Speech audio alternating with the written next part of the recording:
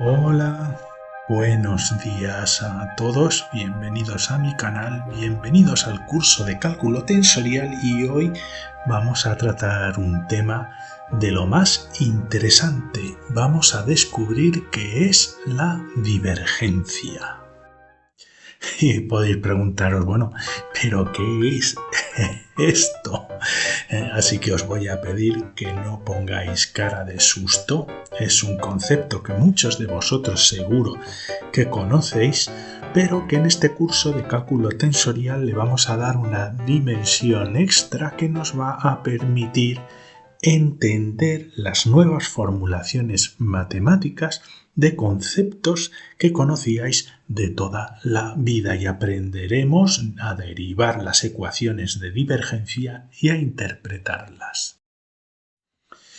Y es que de hecho la divergencia es un concepto fundamental no solo en física clásica, sino también en la física moderna, en la física cuántica y relativista. Y aunque me digáis que no, yo antes también tenía esa sensación cuando era un estudiante y estudiaba este tipo de conceptos. No entendía por qué conceptos como la divergencia eran tan importantes, pero nos van a permitir reformular ecuaciones que eran eminentemente clásicas y transformarlas en ecuaciones típicas de la física cuántica, como por ejemplo la solución al átomo de hidrógeno de la física cuántica o incluso la física relativista, donde la divergencia es un concepto fundamental que nos va a llevar a la curvatura del espacio-tiempo. Así que esta lección es posiblemente de las más interesantes e importantes. Y antes de nada, pues vamos a recordar lo que vimos en las lecciones anteriores y os vuelvo a decir, a insistir en que es muy importante que no veáis estas lecciones de manera aislada, a no ser que tengáis ya una cierta buena preparación de física y de matemáticas, ya que estas lecciones están construidas de tal manera que van a seguir una serie lógica de lecciones donde para entender los conceptos de una lección es muy conveniente haber visualizado las lecciones anteriores. Y en la lección anterior estudiamos el concepto de gradiente y pusimos, pongo este ejemplo, yo os invito a ver las lecciones, os voy a dejar un enlace al final de esta lección y otra en la descripción al vídeo. Pero bueno, nos imaginamos en las lecciones anteriores pues un desierto donde va a haber un gradiente de temperatura conforme nos vamos alejando de este laguito que está en medio de un oasis, ¿no? Y podemos establecer un gradiente, un cambio de temperatura creciente conforme nos alejamos del centro del lago y decreciente conforme nos alejamos hacia arriba del centro del lago. Va creciendo la temperatura conforme nos acercamos al borde del desierto y va descendiendo la temperatura conforme aumentamos la altura con respecto al suelo. Y establecimos un campo escalar, es decir, un campo de números que lo llamamos el campo de temperatura, una función que nos da la temperatura en cada punto del espacio y a ese campo de temperatura escalar lo llamamos T. Y a base de ese campo de temperatura, aplicando una operación que denominamos gradiente, pudimos obtener esta vez un campo vectorial donde nos proporciona vectores con la dirección y el sentido hacia la temperatura creciente. Y pusimos, por ejemplo, el valor de uno de estos vectores de gradiente de temperatura que va desde arriba hacia abajo y desde izquierda a derecha siguiendo ese gradiente de temperatura creciente. Y para obtener este campo vectorial a partir del campo escalar lo que hicimos fue aplicar una operación que describimos con detalle en las lecciones anteriores y que vamos a volver a encontrar en esta lección, que se llama un operador de gradiente, que son derivadas parciales con respecto a las posiciones en el espacio de nuestro campo escalar de temperaturas y multiplicado por unas bases vectoriales en este caso contravariantes. Y el resultado pues es un campo de vectores que nos da el gradiente de temperatura en este caso. Y a esta operación la denominamos gradiente y cuando la aplicamos a un campo escalar nos produce un campo vectorial de gradiente. Bueno, pues esto ya lo vimos en las lecciones anteriores y en esta lección vamos a ir un pequeñito paso más allá y vamos a introducir el concepto de divergencia que sí que va a tener relación con el concepto de gradiente. Y para ello voy a utilizar varios procedimientos porque muchos de vosotros lo entenderéis de una manera y otros lo entenderéis de otra manera. Entonces voy a proporcionar dos maneras de entender y de derivar la divergencia. Y en el primer ejemplo lo que vamos a estudiar es el flujo de un fluido, como puede ser pues un arroyo de agua. El flujo de un fluido. Y lo que nosotros queremos averiguar es cómo fluye un fluido, como por ejemplo el de agua. Así que lo que vamos a hacer es estudiar el vector de velocidad de flujo de agua. ¿Por qué?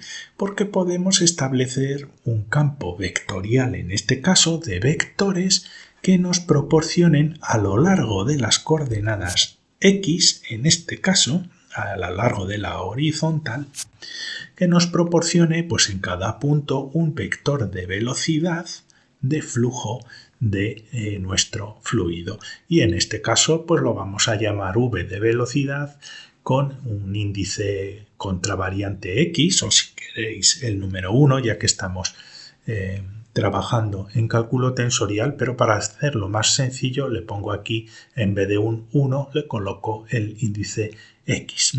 Entonces tenemos asociado al flujo del fluido a lo largo de la coordenada x un vector de velocidad de flujo de fluido, de agua. Y queremos averiguar cómo cambia la velocidad del fluido a lo largo de la coordenada x. Y lo que hacemos, vamos a poner como ejemplo, el primer ejemplo, un fluido que se mueve a velocidad constante, un fluido además incompresible, que no va a cambiar el flujo a lo largo. Este es un ejemplo.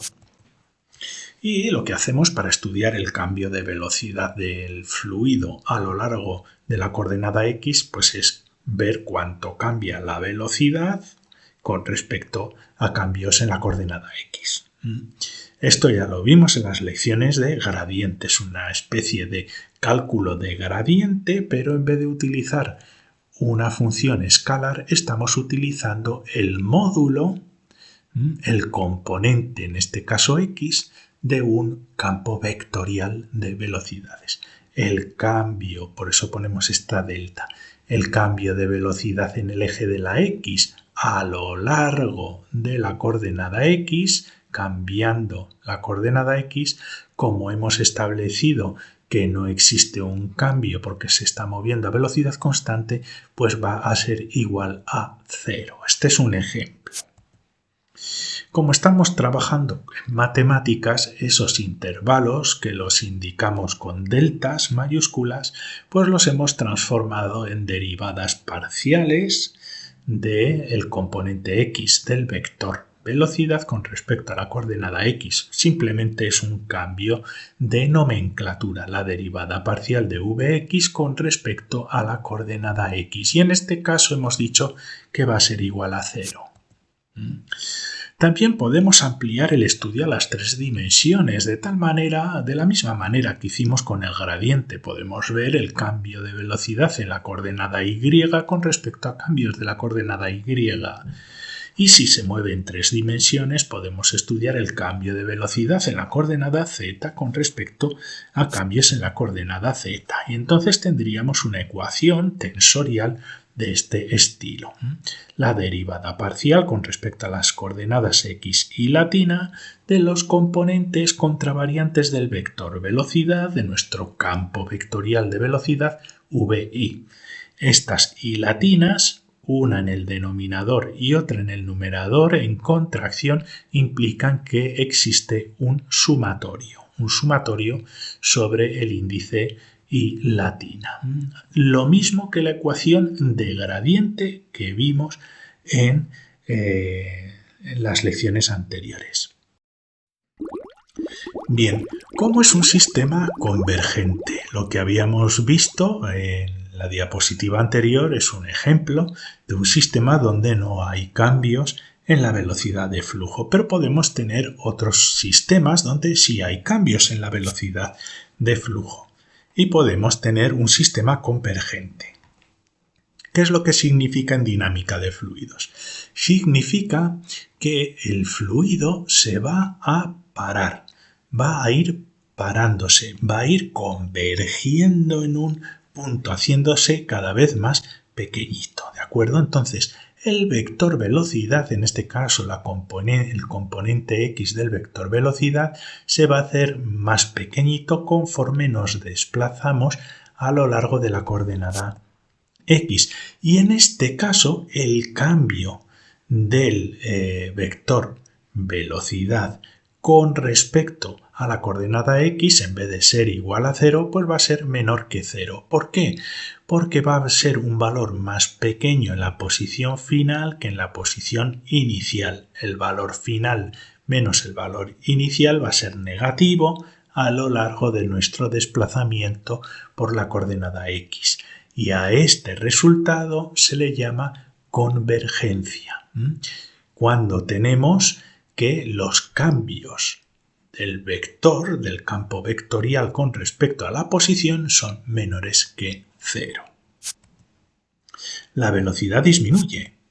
En este caso, esto generaría una compresión del flujo de fluido. Es también como si estuviéramos intentando entrar en una tienda en rebajas, todo el mundo intenta entrar, se forma un tapón en la entrada y todo el mundo va empujándose unos a otros, comprimiéndose, ¿no? Eso es un sistema convergente.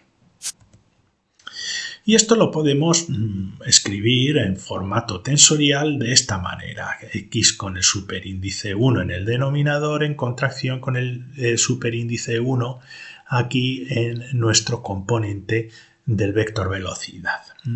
Esto es ampliable a las 3 coordenadas del espacio, como hemos visto anteriormente, y tendríamos la derivada de v y latina con respecto a la derivada x y latina.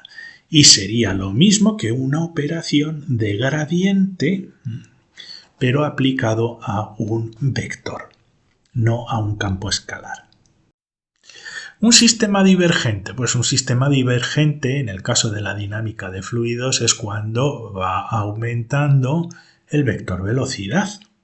Como vemos aquí, la velocidad es mucho mayor al final del recorrido a lo largo de la coordenada x que la velocidad con la cual entramos en esta zona del espacio de la coordenada x. Y esto implica pues, que la derivada del vector velocidad, en este caso la coordenada x con respecto a la coordenada x es mayor que 0. ¿Por qué? Porque la velocidad es mayor aquí en la zona final que en la zona inicial de nuestra coordenada x. Y de nuevo esto es ampliable sin ningún problema a las 3 coordenadas del espacio. Y a esto se le llama flujo divergente o divergencia. La velocidad aumenta. El fluido, en vez de comprimirse, pues se expande. Y esto lo podemos reflejar en notación tensorial, como hemos hecho antes, pues con contracción de índices de esta manera. Y lo llamamos entonces divergencia, definimos y llamamos divergencia a una operación de gradiente. Recordad que el gradiente es la suma de las derivadas parciales en las coordenadas de algo. Ya veis aquí como este y latina está en contracción, implica una suma sobre el índice y de, en este caso, un campo vectorial de vectores. ¿De acuerdo? La divergencia es el gradiente de un campo vectorial, no de un campo escalar, sino de un campo vectorial. Eso es la divergencia. Y si la divergencia da 0, no tenemos ni confluencia, ni convergencia, ni divergencia. Si la divergencia, el resultado de esta operación, es menor que 0, entonces estamos en un sistema físico convergente. Y si la divergencia calculada de esta manera para un campo vectorial es superior a 0, estamos en un sistema físico, en un campo de flujo, en un campo vectorial divergente. Y esto se puede generalizar a múltiples dimensiones dependiendo del valor que tomen nuestros índices tensoriales aquí. ¿Vale? Pero si lo desarrollamos en 3 dimensiones, como hemos hecho en nuestro ejemplo del fluido, pues tendríamos la suma de las derivadas parciales con respecto a la coordenada x, representada como x1, la coordenada y, representada como x y con el superíndice contravariante 2 en el denominador, y aquí la derivada parcial con respecto a la coordenada z. ¿Y de qué? Pues de los componentes correspondientes de nuestro campo vectorial, que en este caso es un campo de vectores de velocidad. Pues el componente x de la velocidad, el componente y de la velocidad y el componente z de la velocidad. Y finalmente podemos proporcionar, como ya hicimos en las lecciones anteriores cuando hablamos del gradiente, pues la fórmula totalmente tensorial de esta manera. Tenemos el operador grad, el operador de gradiente, que ya sabéis que es, en este caso sería de x más de y más de z, con los índices covariantes y latina, dependiendo del valor que tome y latina, estaríamos hablando de la coordenada x, y o z, que están en contracción en un sumatorio, como veis aquí esto es un sumatorio, con los componentes en cada una de las coordenadas de nuestro vector velocidad. Y, como os podéis imaginar, tiene pinta de ser un producto escalar. ¿Por qué? Fijaos. Aquí estamos hablando de los componentes del vector velocidad, pero no vemos por ningún sitio bases covariantes o bases contravariantes. No vemos vectores por ningún sitio. Es un número dividido por otro número. Un número dividido por otro número. Un número dividido por otro número. Han desaparecido las bases vectoriales de nuestro espacio. La divergencia es un escalar. Es un número. Y por eso podemos pensar en la divergencia como el producto escalar entre el pseudovector de gradiente o el vector de dispersión o del vector de divergencia, si lo queréis llamar así, y un campo vectorial de velocidad. Por eso aquí les damos los caracteres vectoriales en forma de flechita, pero ya sabéis que un producto escalar de 2 vectores nos da como resultado un número. Un escalar nos daría este resultado, pero lo podemos representar no con notación tensorial como hemos hecho anteriormente, sino en este caso con una ecuación vectorial. Es un producto escalar entre el operador, el pseudovector de gradiente, o nabla si queréis denominarlo de esta manera, y un campo vectorial. Y como no necesariamente tienen que ser vectores velocidad, podemos sustituirlo, por ejemplo, con una notación un poquito más general, como una F de campo de fuerza o campo de, no sé, un campo vectorial, y aquí con una flechita. Y esta sería la fórmula de la divergencia. Y lo que hemos hablado anteriormente es una interpretación del significado de la divergencia. Y la divergencia lo podemos definir, yo creo que es una de las definiciones más intuitivas. La divergencia es el gradiente de un campo vectorial. ¿Y qué nos mide? Cómo cambia ese campo vectorial a lo largo del espacio. El cambio del campo vectorial con el cambio de coordenadas. el cambio del campo vectorial con respecto al cambio en las coordenadas. Así que podemos definir la divergencia como el gradiente de un campo vectorial y podemos tener campos vectoriales donde todas las flechitas vayan hacia un punto y estaríamos hablando de convergencia, y la divergencia de este campo vectorial, si la tuviéramos que calcular, sería menor que 0. O una divergencia donde el campo vectorial, los vectores se van escapando de un punto central. Y en este caso, si calculáramos la divergencia, pues nos daría mayor que 0. Y finalmente eso lo podemos medir aplicando el vector de dispersión o el vector de flujo sobre el campo vectorial en un producto escalar. Así que para poder generalizarlo y ver de una manera general por qué desaparecen las bases vectoriales tanto en el operador de gradiente como en el campo vectorial, lo que vamos a hacer es operar la ecuación vectorial pero utilizando notación tensorial. Vamos a aplicar una notación tensorial para ver cuál es el resultado de aplicar este pseudovector, este vector de gradiente, sobre un campo vectorial F.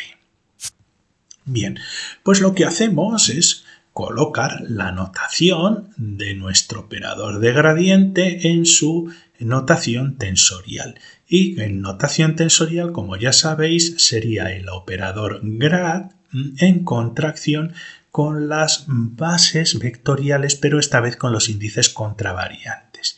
Y como veis, estas bases vectoriales proporcionan al operador una dirección y un sentido en el espacio. Bien, ahora lo que hacemos es reescribir la ecuación vectorial de nuestro campo de fuerza por su correspondiente en notación tensorial y volvemos a hacer lo mismo. Vemos que es una contracción de los componentes contravariantes y utilizamos esta vez el índice beta de nuestro campo vectorial con esta vez los componentes covariantes, no los componentes sino los vectores base covariantes en contracción. ¿De acuerdo? Estos son los componentes de nuestros vectores en contracción con las bases vectoriales, tal y como hemos estado estudiando a lo largo de este curso. Como veis, los índices no coinciden y está hecho aposta porque no tenemos que suponer que estos índices tengan por qué ser iguales. Vamos a ver qué pasa de una manera muy general si hacemos que estos índices sean diferentes, que sea una operación muy general de aplicar esta operación sobre este campo vectorial. Muy bien, pues ahora tenemos aquí unas bases vectoriales con índices contravariantes y unas bases vectoriales aquí con índices covariantes y nos gustaría, por homogeneizar la ecuación, bajar este índice alfa y tener estas bases vectoriales pero con los índices covariantes. Y para ello lo que hacemos, para igualar las bases vectoriales, lo que hacemos es sacar el tensor métrico de estas bases vectoriales de esta manera para poder expresar este vector pero en sus variantes con los componentes covariantes. ¿Veis? Fijaos. Este épsilon con este épsilon está en contracción con el tensor métrico y por lo tanto se simplificarían y el tensor métrico proporciona el alfa aquí arriba. Lo que quiero decir con esto es que esto y esto son equivalentes. Lo único que hemos hecho es sustituir esta expresión por esta expresión que tiene índices covariantes, que se simplifican con el tensor métrico y nos vuelven a devolver el alfa aquí arriba. ¿Veis? Esto es lo mismo que esto. Pero ahora esto nos permite juntar estas bases vectoriales juntas, ¿de acuerdo? Las podemos reorganizar y ahora tenemos, como veis, una multiplicación entre los vectores base covariantes, pero con índices epsilon y beta. Hemos puesto también los componentes de nuestro campo vectorial al lado del operador de gradiente y nos queda el tensor métrico alfa epsilon aquí arriba.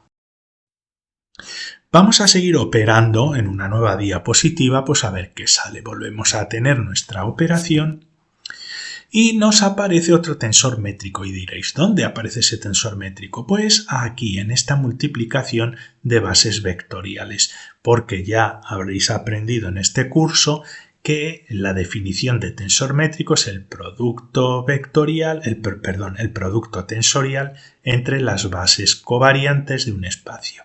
Por lo tanto, esto lo podemos sustituir por el tensor métrico con dos índices covariantes, epsilon y beta.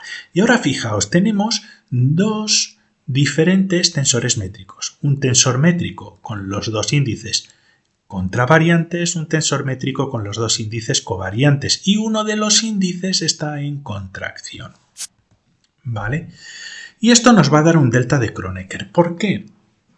Porque el tensor métrico es un tensor invertible. Por lo tanto, el tensor métrico con índices contravariantes es el inverso del tensor métrico con índices covariantes. Y esto se puede reemplazar o por la función delta de Kronecker o por la matriz identidad. ¿Vale? Yo creo que es más sencillo sustituirlo por la delta de Kronecker con índices alfa y beta, porque los epsilon han entrado en contracción. ¿De acuerdo? Es una multiplicación de matrices. Y como ya hemos visto en las lecciones anteriores, eso lo podemos sustituir por una delta de Kronecker. ¿Y qué significa esto?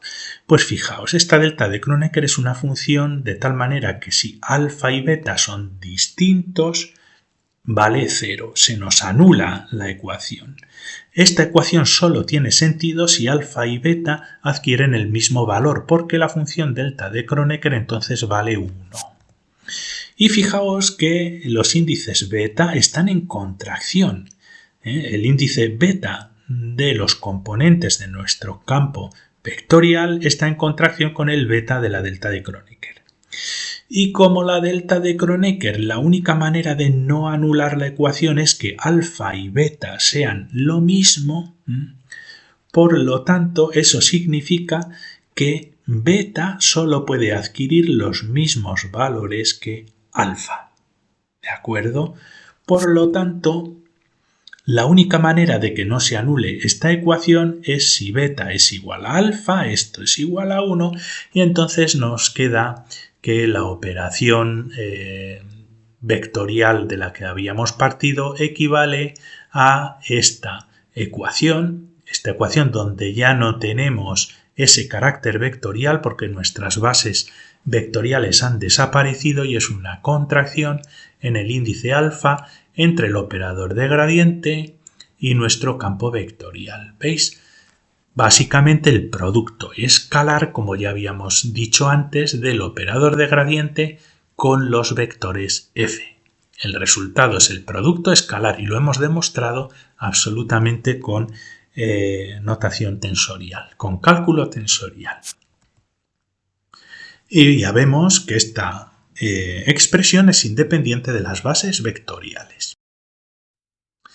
Y para aquellos de vosotros que no lo hayáis entendido bien con la dinámica de fluidos, vamos a intentar aplicarlo a algo muy interesante en física, que es la gravitación y el electromagnetismo, para que veáis la importancia que tiene la divergencia en las disciplinas de física. ¿Vale? Lo vamos a aplicar a las fuerzas gravitatorias, a las fuerzas eléctricas y también a las fuerzas magnéticas. Antes de nada os voy a recordar cuál es la visión más clásica, más newtoniana, coulombiana de los campos de fuerza. Voy a poner en este caso como ejemplo la fuerza electrostática, la fuerza eléctrica, ¿no? Y para la fuerza eléctrica pues tenemos, como ya sabéis, dos tipos de carga. Una carga que vamos a definir como carga positiva y otra como carga negativa, por poner un ejemplo. carga 1 y carga 2. Y se van a ejercer una fuerza, en este caso sería una fuerza de atracción, si las dos cargas fueran iguales serían de repulsión, van a ejercer una fuerza de atracción una con respecto a la otra, es decir, ambas partículas se van a sentir atraídas siguiendo la fórmula de Coulomb, que es básicamente una constante, la multiplicación de las dos cargas dividido el cuadrado de la distancia que separa a las cargas. Y algo parecido pues se puede hacer con la fuerza de gravitación, donde lo que tendríamos aquí sería la constante de gravitación universal, la masa 1, masa 2, dividido la distancia también al cuadrado. Y esta es la visión newtoniana. Tenemos dos cargas y se ejercen una fuerza, una respecto a la otra. Y ya está. Pero podemos interpretar los campos de fuerza, la fuerza gravitatoria, la fuerza eléctrica, con una teoría de campos, una nueva forma diferente de interpretarlo. Entonces nos vamos a olvidar de las dos cargas, o vamos a asumir que la segunda carga es una carga unidad, una carga de test, una test mass o test charge, una carga de prueba o una masa de prueba, ¿de acuerdo? Simplemente vamos a ignorar esa segunda carga. Y vamos a tener una carga, y esta carga, una fuente de carga que vamos a llamar Q. Va a valer Q.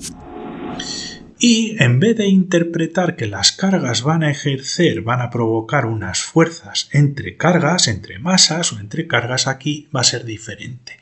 Aquí vamos a suponer que lo que sucede es que esta carga va a generar un campo de fuerza que podemos representar con unas flechas, un campo de fuerza en los diferentes puntos del espacio. Si es una fuerza gravitatoria, cuanto más cerca estemos de la masa, más fuerte va a ser la atracción gravitatoria, el vector de atracción. Sería una flecha que iría hacia nuestra masa en vez de escapar. Vamos a imaginarnos que es una carga eléctrica y que esta carga eléctrica nos induce un campo de fuerza que podemos representar con estas flechitas, que van a ser los campos de intensidad de fuerza, y estas flechitas nos indican que si ponemos una segunda carga, pues esa segunda carga, si es de fuerza de repulsión, pues va a ir en esta dirección, ¿vale? Pero vamos a considerar que en vez de tener una fuerza inducida, la carga nos genera un campo en el cual fluyen flujos de fuerza. ¿De acuerdo? Flujos de fuerza. Vamos a estudiar entonces los flujos. Vamos a coger una carga y vamos a estudiar cómo cambia el flujo de fuerza a lo largo de la coordenada X. Y lo que hacemos es coger una pequeña sección del espacio a lo largo de la coordenada X y vamos a considerar una pequeña distancia entre dos planos del espacio que vamos a poner como delta X, ¿no? Un incremento en la coordenada X. Y nosotros sabemos que los flujos de fuerza van a entrar en esta superficie y van a salir por esta otra superficie. Y podemos estudiar cómo cambian los flujos de fuerza a lo largo de la coordenada X entre estas dos superficies. Lo mismo que como si fuera un fluido, como si las líneas de fuerza, el campo de fuerza se comportara como un fluido y podemos estudiar el flujo de esos campos de fuerza. Y podemos calcular el flujo como el cambio en la fuerza, en la fuerza que atraviesa estas dos superficies con respecto a las distancias comprendidas entre estas dos superficies. El flujo de los vectores, de los componentes en la coordenada X, del vector de fuerza que nos genera nuestra carga. Como estamos hablando de matemáticas, pues lo transformamos en diferenciales. Y además vamos a suponer una cosa. Vamos a suponer que es proporcional a la cantidad de carga que tenemos aquí. Es decir, va a ser igual a una constante K indeterminada multiplicada por la carga que tenemos generando a nuestro flujo de fuerza. A doble carga, doble flujo en las líneas de fuerza que atraviesan el espacio. También tenemos un flujo correspondiente en la coordenada Y. Tenemos nuestra carga y evidentemente va a haber un flujo de fuerza que en vez de ir horizontal, pues va a ir vertical. Y podemos hacer exactamente lo mismo, coger una sección del espacio de anchura delta Y, donde va a haber un cambio en los vectores de fuerza a lo largo de la coordenada Y. Y vamos a suponer exactamente lo mismo, que ese flujo de vectores a lo largo del espacio en la coordenada Y va a ser igual a lo que cambia el vector en la coordenada Y con respecto a cambios en la coordenada Y y va a ser de la misma manera proporcional a la carga que tenemos aquí, con una K. Y finalmente podemos considerar las tres direcciones del espacio. Aquí lo represento de esta manera, siendo una de las direcciones la coordenada Z, y vamos a tener un flujo en la coordenada X, un flujo en la coordenada Y y un flujo en la coordenada Z, que van a ser proporcionales a la carga que nos está generando este flujo de vectores de campo de fuerza. Y yo creo que ya veis hacia dónde vamos. Podemos sumar y generar el flujo total de esta manera, las tres direcciones. El flujo en la dirección X, el flujo en la dirección Y y el flujo en la dirección Z, y va a ser igual a 3 veces una constante K indeterminada multiplicado por la cantidad de carga que nos está generando, el campo de fuerza. Y esto, como ya veis, es exactamente lo mismo que hemos hecho con el fluido, es un gradiente del campo de fuerza a lo largo de las tres coordenadas del espacio. Es una divergencia, pero estamos estudiando la divergencia de un campo de fuerza electrostática. ¿Vale?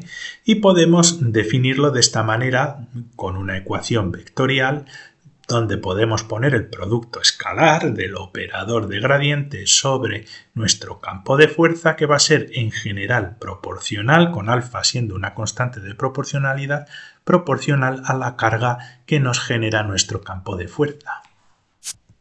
¿Vale?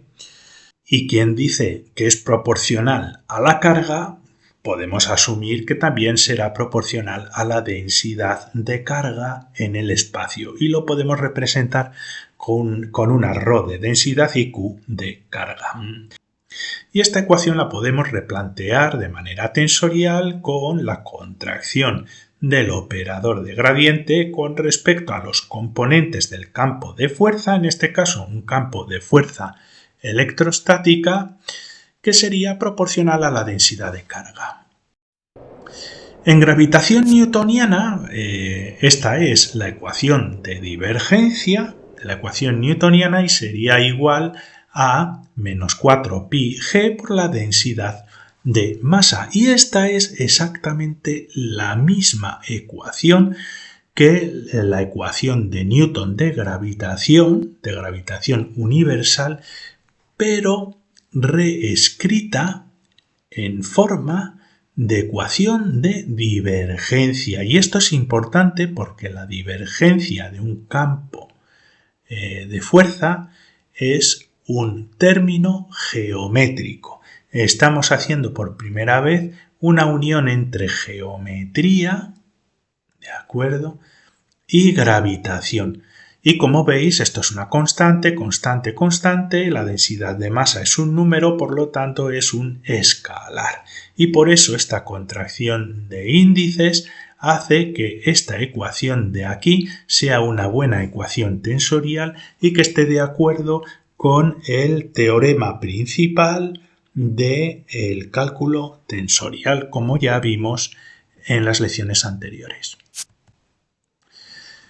En el caso de la gravitación, si veis, el valor de la divergencia de nuestro campo gravitatorio es menor que 0 y esto implica que es una fuerza convergente, una fuerza de atracción. ¿Hacia dónde? Pues hacia el centro de las masas que están generando nuestro campo gravitatorio. En el caso de la fuerza electrostática es básicamente lo mismo, solo que en vez de una F, el campo de fuerza eléctrica se representa con una E, evidentemente. ¿De acuerdo? Y volvemos a tener lo mismo, es una ecuación de divergencia, que es una contracción entre el gradiente con el campo de fuerza, en este caso un campo de fuerza eléctrica, esto es la divergencia, y es igual a la densidad, pero esta vez la densidad de carga, dividido pues un factor que se llama epsilon, que es la permitividad eléctrica, la constante dieléctrica, que al final es una constante. En este caso la divergencia puede ser positiva o negativa dependiendo de si nuestro campo va a ser de atracción o de repulsión. Puede ser una fuerza convergente o una fuerza divergente. En el caso de la fuerza magnética, aquí la cosa es muy curiosa, porque la divergencia del campo magnético, el campo magnético se representa como una B, como ya veis es una divergencia, es la aplicación del gradiente sobre el campo de fuerza magnético, como veis aquí pues es igual a 0. ¿Por qué? Porque el problema con el magnetismo es que no podemos separar entre comillas las cargas. No es que existan unas cargas magnéticas, pero sí existen unos polos magnéticos, un polo norte y un polo sur, y no podemos separarlos nunca. Y eso implica que las líneas de fuerza no diverjan ni converjan, sino que si os fijáis son líneas cerradas. Si aquí tenemos una partícula cargada que va a seguir nuestro campo de fuerza, como hacen estas limaduras de imán, pues va a seguir un movimiento de este estilo y lo que implica es que todas líneas de fuerza que salen del polo norte acaban entrando por el polo sur haciendo una especie de circuito cerrado, y eso implica que el gradiente de estas líneas de fuerza es 0 porque está cerrado. ¿De acuerdo? Salen tantas líneas de fuerza como líneas de fuerza que entran. Salen por aquí y entran por aquí. Y eso implica que la divergencia del campo magnético sea 0. Bueno, espero que os haya gustado esta lección. Si es así, os invito a suscribiros a mi canal pinchando aquí. Os dejo un enlace al curso en general y otro enlace a la lección anterior que muy probablemente necesitéis ver. Muchas gracias y hasta la siguiente lección.